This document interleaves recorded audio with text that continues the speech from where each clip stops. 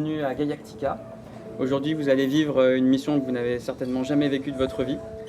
Chacun d'entre vous, vous allez devoir prendre des décisions, prendre les meilleures décisions pour limiter l'ampleur du dérèglement climatique.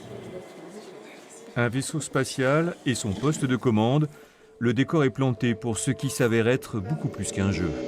On entre dans Gaiactica pour s'amuser, pour se divertir, pour passer du bon temps ensemble. Mais quand on sort, on s'aperçoit aussi que ce qu'on a vécu pendant ces 60 minutes, c'est quelque chose qui est basé sur la science d'aujourd'hui et qui donc permet de se poser des questions, peut-être de prendre conscience de ces mécanismes qui sont souvent complexes. Testeurs d'un jour, les voilà donc propulsés en orbite autour de la Terre dans un futur plus ou moins proche. Et c'est ensemble qu'ils vont devoir décider des actions à mener, moyennant un budget donné, pour atteindre leur objectif, limiter à 2 degrés le réchauffement climatique d'ici 2100. C'est très agréable et bon, nous on a pu faire juste 15 minutes, mais je suis sûr que l'expérience au bout d'une heure, on doit vite s'acclimater, c'est très intuitif en fait.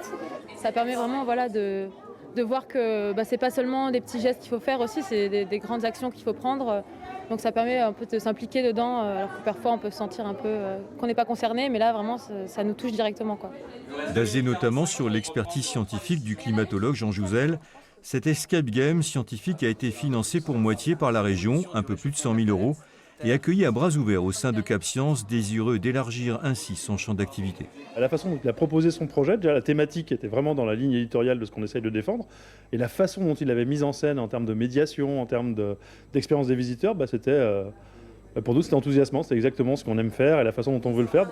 Cap Science, une rampe de lancement à partir de laquelle Gaiactica espère rayonner par la suite dans d'autres villes de France.